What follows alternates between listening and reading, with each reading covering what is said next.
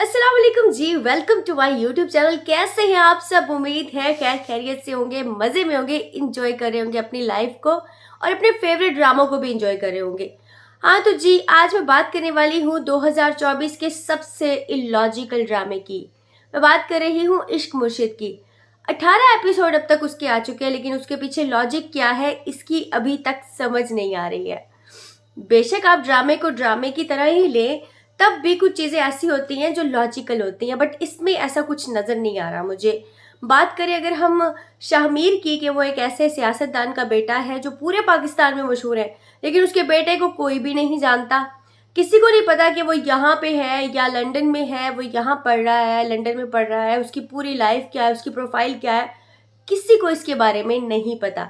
और शामिर अपने बाप समेत हर किसी को उल्लू बना रहा है अपने झूठ से, और कोई एक बंदा भी नहीं है जो उसके झूठ को पकड़ पाएगा।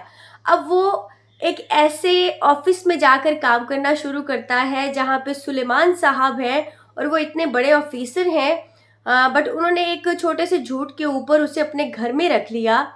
एज फजल बख्श वो उनके घर में एंटर हुआ है, और कोई नहीं जानता कि इसकी आइडेंटिटी क्या है, इसका गांव कहाँ पर है। ऐसे तो आजकल लोग अपने घर में काम वाली मासियां नहीं रखते, जिस तरह से सुलेमान साहब ने अपने घर में उस लड़के को रख लिया है, जहाँ पे उनकी दो जवान लड़कियां भी हैं।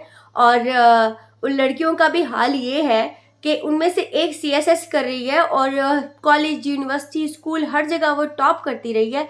बावजूद उसके वो भी इस सारे झूठ को समझ नहीं पा रही। सबके सब बेवकूफ़ हैं, सबके सब अंधे हैं, किसी को कुछ नज़र नहीं आ रहा।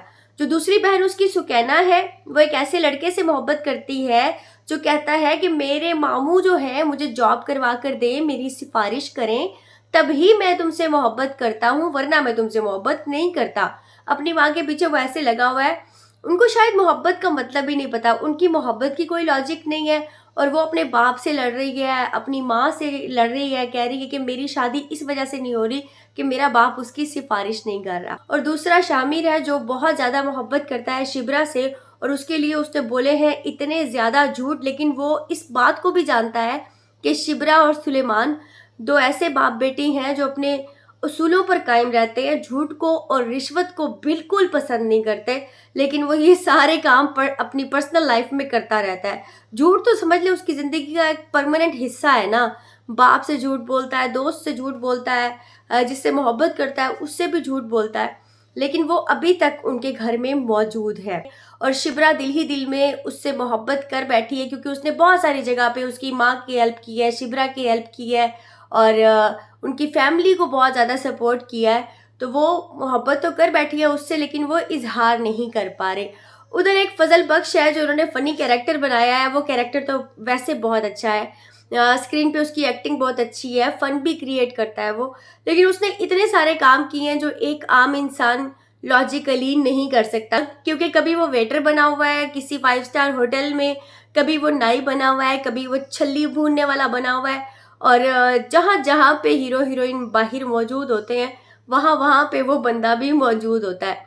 लेकिन शामिर ने उसके कैरेक्टर को पिक किया, उसकी ड्रेसिंग को पिक किया, और वो बन गया फजल बख्श, और उनके घर में रहने लग गया।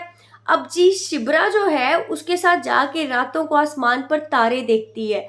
ऐसे कौन सी फैमिली में होता है? मुझे तो नहीं समझ आती कि ऐसा कौन सी फैमिली में होता है कि सबसे ज़्यादा टाइम शिबरा का जो है वो गुजरता है फजल बख्श के साथ, बट ना बाप को इस बात की कोई परवाह है, ना माँ को इस बात की कोई परवाह है, ना बहन को इस बात से कोई फ़र्क पड़ता है।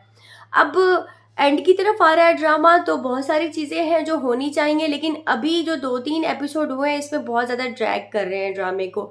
बार बार एक ही चीज़ के इर्द गिर्द कहानी घूमती जा रही है। अब शामिर ने ये कहा हुआ था, महरीन को लारा लगाया हुआ था कि जी मेरे एक पीर साहब हैं और वो कहीं गए हुए हैं, जब वो वापस आएंगे तो फिर ही वो फैसला करेंगे कि मेरी तुमसे शादी हो सकती है या नहीं।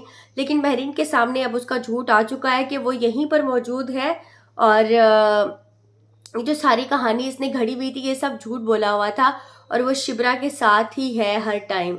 तो अब देखिए जी आगे क्या होता है। शामिर का सिर्फ एक ही दोस्त है लंदन में, अगर उसको फ़ोन नहीं मिलता तो उसका बाप भी उसी दोस्त को कॉल करता है, महरीन भी उसी दोस्त को कॉल करती है, जैसे वो इनके दरमियान कनेक्टर का काम करेगा और किसी तरह से उनकी कॉल जो है उस तक पहुंच जाएगी। तो ये सारी कहानी है, लेकिन इसमें लॉजिक कोई भी मौजूद नहीं है। लेकिन सबसे अच्छी बात जो इस ड्रामे की है इश्क मुर्शिद की, वो ये एंटरटेनमेंट के हवाले से ये ठीक है। और अगर बात की जाए बिलाल की और दुर्रे फिशा की स्क्रीन केमिस्ट्री की, तो वो बहुत ज़्यादा है, जिसकी वजह से ये ड्रामा बहुत ज़्यादा मकबूल हुआ है। इश्क मुर्शिद की मकबूलियत की एक और वजह इसका ओएसटी भी है, तेरा मेरा है इश्क अमर, जो बहुत अच्छे से गाया गया है और टिकटॉक से लेके हर जगह पे वो बहुत ज़्यादा फेमस हुआ। और बिलाल अब्बास का वो जो एक स्टेप था बटन खोल के जाने वाला और म्यूज़िक को एंजॉय करने वाला, वो वाला स्टेप भी बहुत ज़्यादा मशहूर हुआ। तो लोगों ने इस ड्रामे को बहुत देखा है, बहुत फॉलो किया, लेकिन असल कहानी ये है कि इसके पीछे कोई लॉजिक नहीं है। और अब क्या शिब्रा फजल बख्श की मोहब्बत को कबूल करेगी? अब फजल बख्श यानी कि शामिर के ऊपर किस किस किस्म की मुसीबतें आने वाली हैं, जब बहरीन को भी इस बात की खबर हो जाएगी और उसके बाप को भी पता चल जाएगा कि ये एक आम सी लड़की से मोहब्बत करता है। तो देखते हैं जी कहानी किस तरफ जाती है। लेकिन जो सबसे ज़्यादा मज़ा आता है वो ज़ाहिर है यही देखने को आता है कि बिलाल और दुर्रे फिशा साथ में बहुत ज़्यादा खूबसूरत लग रहे हैं। अगर 2024 के इलॉजिकल ड्रामे की बात करें तो वो भी इश्क मुर्शिद है, और अगर खूबसूरत कपल की बात करें तो वो भी दुर्रे फिशा और बिलाल का है। ये दोनों साथ में नो डाउट बहुत ज़्यादा अच्छे लगते हैं। बट मुझे ये समझ नहीं आई कि इतना सब कुछ वो उसके लिए कर चुका है शामिर, लेकिन शिब्रा को समझने में क्यों देर हो रही है कि वो मुझसे मोहब्बत करता है। और जब ये झूठ पकड़ा जाएगा तो असल सस्पेंस वो है कि आगे क्या होगा।